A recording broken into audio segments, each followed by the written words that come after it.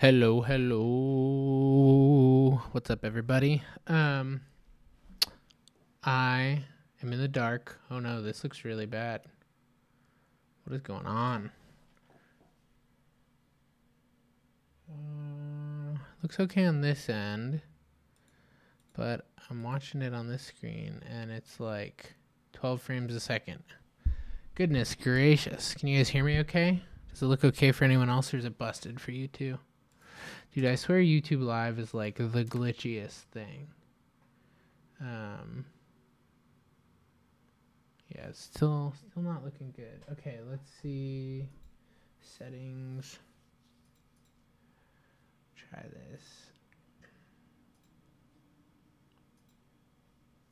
Swap this. Sounds good. Sounds good, but it doesn't look great. It's like, but it says it's not dropping frames either. Does it look okay for you? On playback for me, it looks like it's playing back at like 8 frames a second or something stupid. But maybe it's just my feed. I'm inclined to blame YouTube though.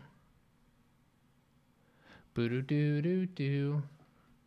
And then the lights came on, and then it got weird. I'm really confused though. Like, it doesn't say that it's dropping frames, but it definitely looks really bad on playback. So I don't quite know what to make of that. That's really weird.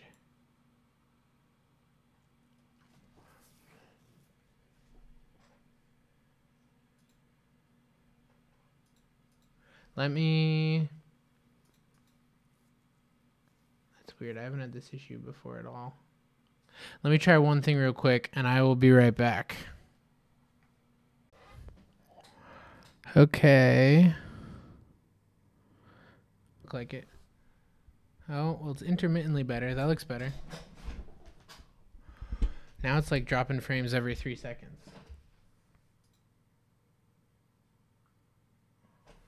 It's really weird though, because it's not using a lot of CPU or anything. So I don't know why it's doing that. I blame YouTube servers, which is probably not a good answer because Google never breaks, but that just doesn't make any sense to me otherwise. My RAM usage is really low, CPU usage is really low. Huh, it's dropping now. Like, it's the amount of dropped frames is dropping significantly. So hopefully that has sorted itself out. Let me know if you guys see any other issues with that. But yeah, that was weird. I don't know. Sometimes restarting your computer fixes everything. So I have a Digital Sputnik Voyager, which I'm sure is what you guys are all here to actually see. No one wants to talk to me. But it just came in, and so I literally like just took it out of the box, and I'm taking a peek at it. It's a 2-foot version, and it's a pretty cool little light. It's a 2-foot LED tube sort of thing. Here, let me turn it off real quick so you can actually see it. And it has this like diffuser cover that slides on and off. So underneath that, you can see the actual LEDs in here. Let me turn it back on. Whoopsie, wrong button. I'm still getting used to this app. I literally just turned it on. But so here you can see the actual video, the actual LEDs. Sorry, I read Philippe's comment and confused myself. But so it's fully RGB, so you can spin this little color wheel around and get all the colors you might want. Is there nothing on the sides like to prevent light leak from the ends of it? No, not currently.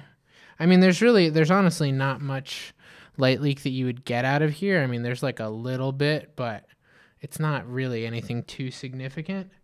So yeah, it's a cool little light. Let's see if I turn the aperture off. You can see this guy. But it's a diffused 2-foot LED strip. It's battery powered and waterproof to the best of my knowledge. I know they were messing with the waterproofness for a while, but as far as I'm aware, these are still waterproof.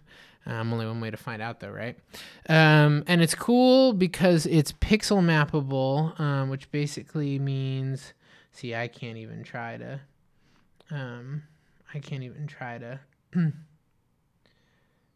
really work this yet. I have to like watch the app on like how to do it. Okay, so that's cool. So now what happens when I add stroke? No. Interesting. Yeah, there's this app is a little bit I'm just not that bright is what I would blame it on. Select stroke. Oh, that's cool. So like you can paint, you probably can't see this. Maybe if I dim it down a little bit. But you can paint different sections of the light, different colors.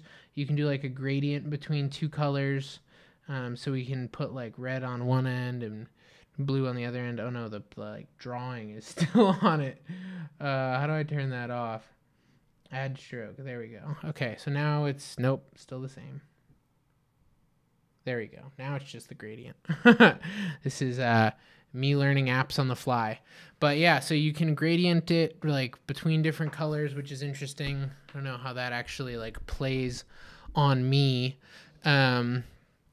So, I mean, honestly, the first thing that jumps out at me is like having this self-contained is really cool. But it's also sort of like, I'm surprised just how low the output is, honestly. It's definitely not super bright. So if you're shooting in like low light scenarios, then I can definitely see it being useful. But if you're trying to like actually light things with this, I can see that being potentially an issue. So let's see if we go just white light intensity. You can also control the color temperature, so it's by color, you know, sort of thing as well. So let's go warm with this guy, and I'm just gonna put it on my desk right here. So this is output all the way up, 100% intensity. Well, for the sake of humoring, because usually they're brighter on the daylight side, we'll go daylight.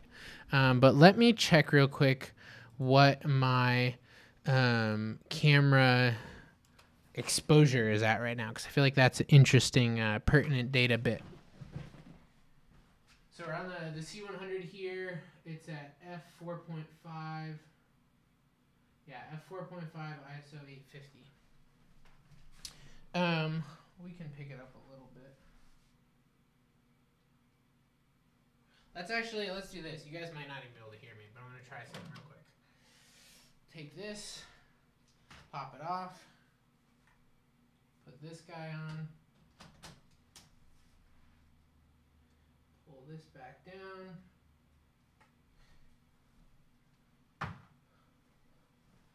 and snap that on.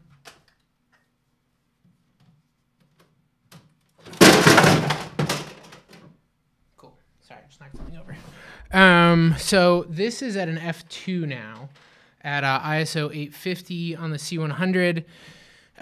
So now we're at a little bit maybe more of a reasonable exposure level if you're like shooting with, yeah, I'm fine, sorry, I just knocked over a thing that hit a couple cans. So this is maybe a more reasonable exposure level for the way a lot of people would end up shooting, you know, being in a world where you're shooting at like an f2 or a t2. So if I put this, let's put this right up here again, actually. It's, I mean, it doesn't not throw light. It's, if I come out a few feet from it, I'm still in a world where like I would consider myself pretty well exposed. So, you know, I guess it really just depends what you're comparing it to. Because like if you turn that aperture guy back on and then dim it up, it like blows this thing out of the water clearly, which, you know, it probably should. But yeah, I don't know. It's interesting to me. It's definitely more dim than I thought it would be, especially if you start pushing colors. You're not throwing a ton of output. So now we're at f2. We're at about an f2 at ISO 850 on the C100. So I'll just close my blinds real quick so you can see more specifically what it's doing.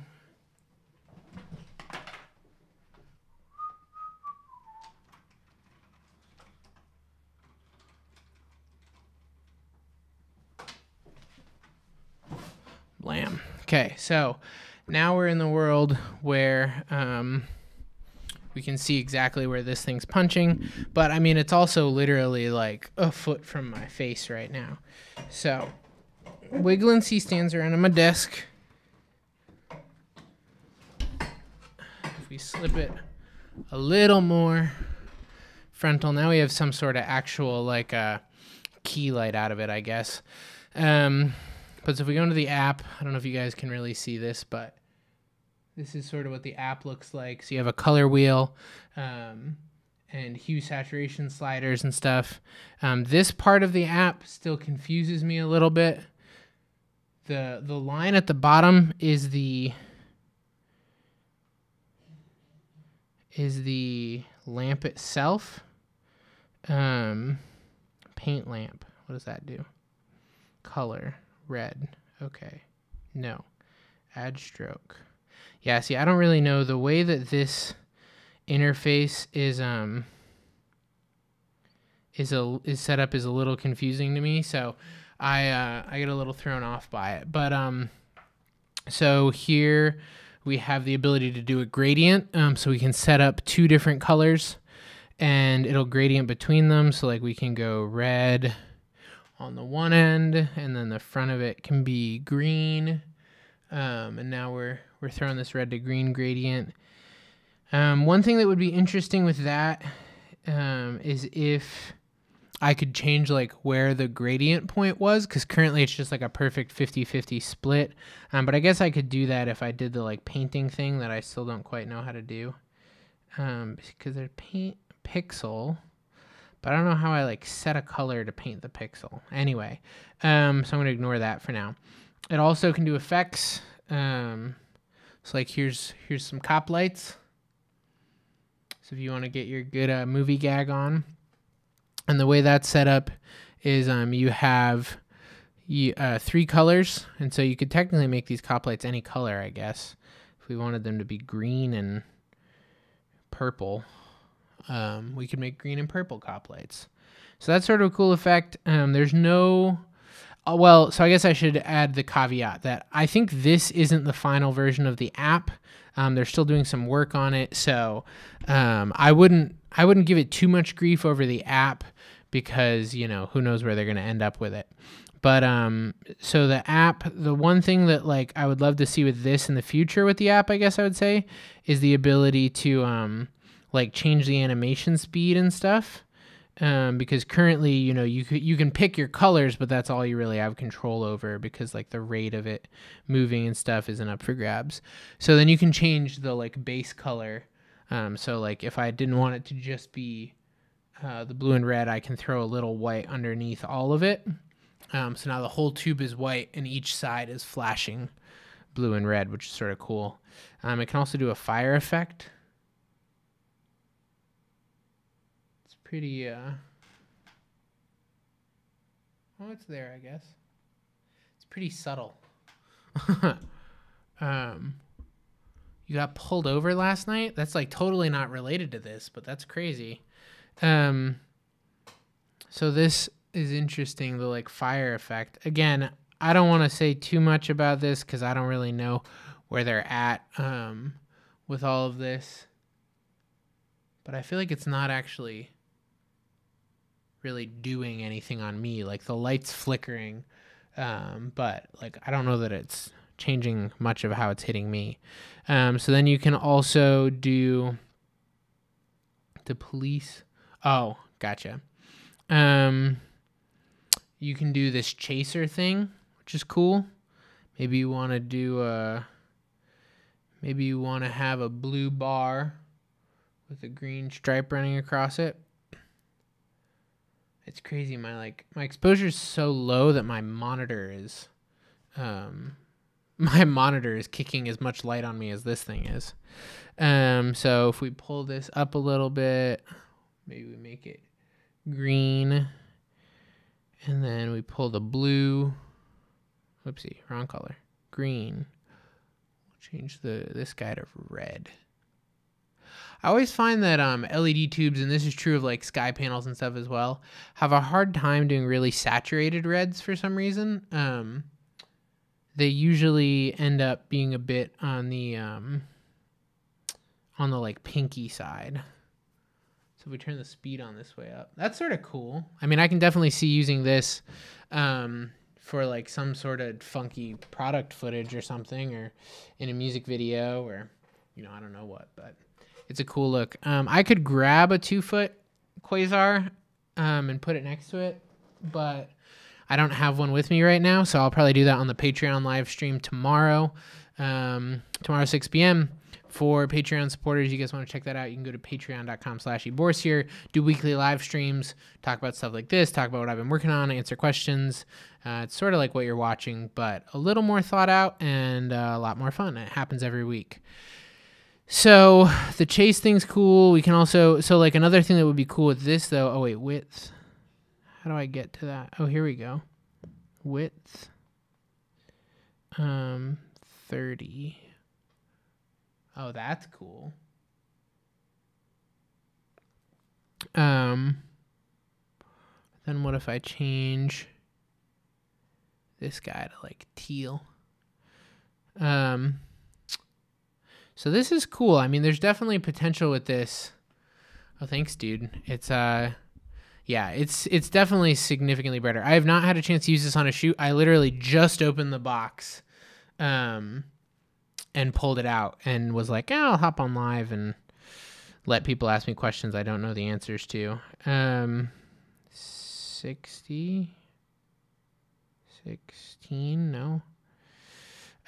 So, I mean, this is definitely cool, like the ability to do the chases and stuff. It's a cool feature to have in there. Like if we turn this off, it'll just run the like yellow chase. How many different presets does it have? So the caveat is that I believe that they're still working on the app. They told me to sort of take it easy on the app. So I don't want to throw too much shade because I don't know exactly sort of where that's all going to land. Because I will say that the current interface is definitely a little clunky. Maybe it makes more sense once you've tried it out a little bit more. But let's go back to this guy so we can change the width of this to 50. Oh, yeah, the app could definitely use some work. But we can make this chase shorter. Yeah, I mean, I could see using this for some sort of driving sequence or just for cool abstract B-roll. Oh, that's cool. I'm just freaking it out. But so it can do single color. So single color RGB. If you missed it earlier, this is sort of what the app looks like when you're selected on the lamp and you're like picking a color. So you have hue, saturation, intensity, and temperature. You know, it's similar to like the DS1s and stuff. Nothing too fancy there. And then you can spin your color wheel around and sort of pick what color you want. So I'm going to go with a hot green right now, because green's cool. And then we also have the ability to go in here and do gradient. So gradient splits the lamp 2 colors. So like if we make the back of it red and the front of it teal, or the other way around rather. Now we have two different sides coming out of it, which is interesting. You can't really see it from where you're at on camera. But if I pop this guy off and like put it behind me, you can definitely see how it's throwing 2 different colors on different sides of me. So there could be some interesting uses for this. I might try to play with it some more, shooting a few more things for the Angel Bird video tomorrow if you've seen anything on my Instagram. I might try to play with some gradient stuff with that. There's this fire effect, which is cool, but I feel like it's not actually like... Oh, maybe it is a little bit. Maybe I was just too close to it before. But the fire effect does, the fire effect flickers a little bit. Then there's the police effect. Oh, you can change the speed of the police effect. My bad. I totally lied about that earlier. I didn't see that you could like scroll. Oh, that's really fast. How long do the batteries last? I don't know. As I said, I literally just took it out of the box. So I haven't really gotten a chance to like run it until it dies or anything. But so the cop lights, you basically have 3 windows in here, 1 for each color. I think maybe it'll be brighter when it's plugged in. I can plug it in right now if we want to check it out. But let me see. Digital Sputnik Voyager. You guys can come on a quick journey with me. Both. Oh no. Never mind. We won't go on a journey yet. Let me see this real quick.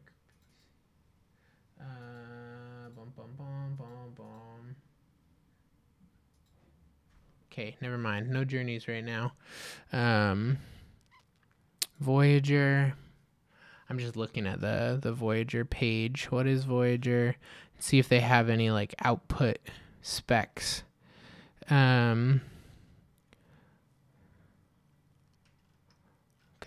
Gotcha. Underwater. I mean, the other chance is it could be cooler output, like lower output, I should say, when it's a little lower on battery, because I think it's like 30% right now, but it's not that low. But it's weird because like I don't see any reason that it would be. But like if you look at